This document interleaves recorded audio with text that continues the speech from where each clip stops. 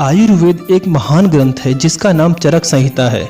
इस ग्रंथ में एक अध्याय है जिसका नाम तस्याशीतीय है। इस अध्याय में लिखा है कि जो पुरुष आहार विहार संबंधी नियमों को जानकर और समझकर उसी के अनुसार खान पान का व्यवहार करता है, उसके खाए हुए आहार से बल तथा सौंदर्य की वृद्धि होती है। दोस्तों, चरक संहिता में ऋतुओं को 6 भागों में बांटा गया है। इसमें है शिशिर, बसंत, ग्रीष्म, वर्षा, शरद और हेमंत ऋतु। इनमें से शिशिर, बसंत और ग्रीष्म ऋतुओं को उत्तरायण काल कहा जाता है। ऐसा इसलिए क्योंकि इस काल में सूरज पूरब और उत्तर के बीच में उगता है। ऐसा समय 22 दिसंबर से लेकर 21 जून तक माना जाता है और 22 जून से 21 दिसंबर तक के समय को दक्षिणायन कहा जाता है। इसमें वर्षा, शरद और हेमंत ऋतु आते हैं। इस काल में सूरज पूरब और दक्षिण दिशा के बीच में उगता हुआ दिखाई देता है, इसलिए इसे दक्षिणायन काल कहा जाता है। अब हम इन 6 ऋतुओं के बारे में आपको ये बताएंगे कि किस ऋतु यानी मौसम में क्या खाएं और क्या न खाएं।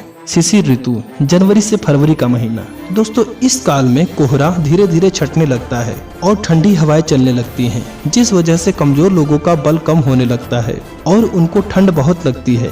इस मौसम में हमारी जठराग्नि तेज हो जाती है, इसलिए इस मौसम में व्यायाम, तेल मालिश, गर्म जल से स्नान, भाप स्नान और धूप स्नान ज्यादा फायदेमंद रहता है।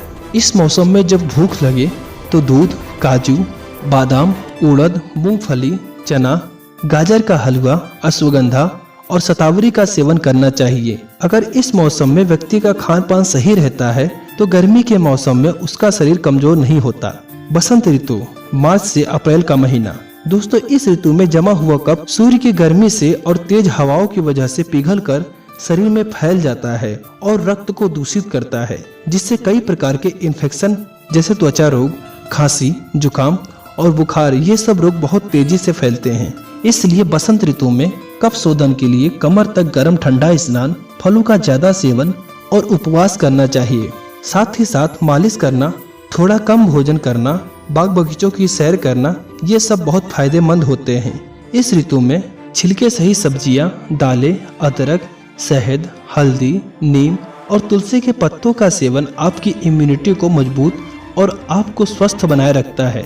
इस ऋतु में ज्यादा खट्टे, मीठे, चिकने और बासी भोजन नहीं करना चाहिए। साथ ही साथ इस मौसम में दिन में ज्यादा नहीं सोना चाहिए। ग्रीष्म ऋतु यानी मई से लेकर जून का महीना।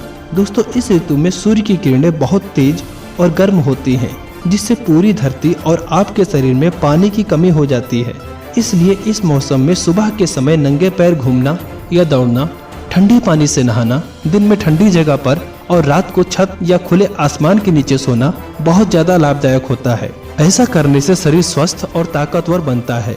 इस मौसम में खाने पीने के लिए ठंडा शरबत, मटके का ठंडा पानी, नारियल पानी, तरबूज, खरबूज, मौसमी, संतरा, अंगूर, ककड़ी, खीरा, दही, छाछ, घी, दूध और शाम को 8 बजे से पहले का खाना बहुत फायदेमंद साबित होता है।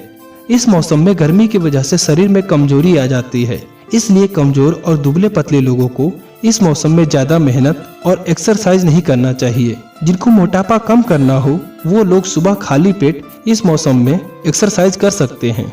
वर्षा ऋतु यानी जुलाई से लेकर अगस्त का महीना। वर्षा ऋतु में धरती से भाप निकलता है और पानी बरसता है, जिस वजह से इस मौसम में सारा पानी एसिडिक हो जाता है। साथ ही साथ इस मौसम में व्यक्ति का शरीर भी कम मेहनत करता है, जिस वजह से उसकी जठराग्नि कमजोर पड़ जाती है और उसके शरीर में विषैले तत्व इकट्ठा हो जाते हैं। साथ ही साथ उसको कई प्रकार के वात रोग घेर लेते हैं। इसलिए इस मौसम में ज्यादा बाहर न घूमें, घर को साफ और सूखा रखें, दिन में सोना छोड़ दें, रात को खुले में ओस में सोना छोड़ दें, नदी, तालाब या पूल में न नहाएं और ज्यादा संभोग न करें। शरीर की शुद्धि के लिए साफ पानी से खूब रगड़ के नहाएं और शरीर को सूती कपड़े से खूब रगड़ कर सुखाएं, इससे त्वचा रोग नहीं होंगे। साथ ही साथ घर पर थोड़ा व्यायाम, हल्की मालिश और पेट को साफ रखें। इस मौसम में सादा पानी, पुराने गेहूं के चोकर सहित आटे की रोटी, पुराना चावल, जौ, लौकी, करेला, कद्दू और इस मौसम में होने वाले सारे फल बहुत लाभदायक हैं।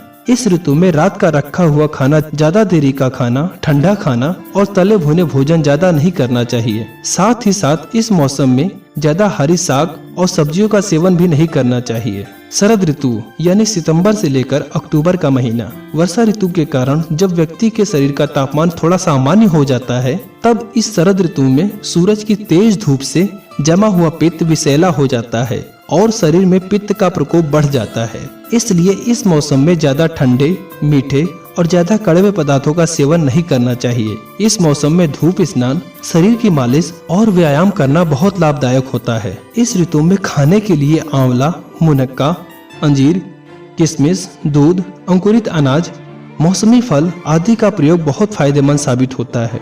हेमंत ऋतु नवंबर से लेकर दिसंबर का महीना। दोस्तों, इस मौसम में लोगों की रोग प्रतिरोधक क्षमता बढ़ जाती है, मगर ठंड बहुत पड़ती है। इसलिए इस मौसम में अपने आप को ठंड से बचाएं और जितना ज्यादा भूख लगे उसी के हिसाब से खूब गर्मा गर्म खाना खाएं।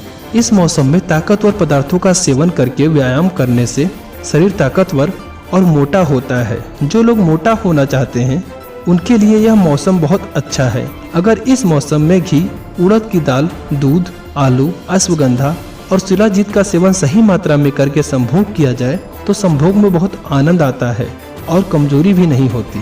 इस मौसम में गर्म पानी से नहाना, धूप में बैठना बहुत लाभदायक होता है। साथ ही इस मौसम में तिल, मूंगफली, अदरक, लहसुन, प्याज, आलू, मौसमी फल, दूध, पनीर, गोभी और सूखे मेवों का सेवन करने से पूरे साल भर कमजोरी नहीं आती।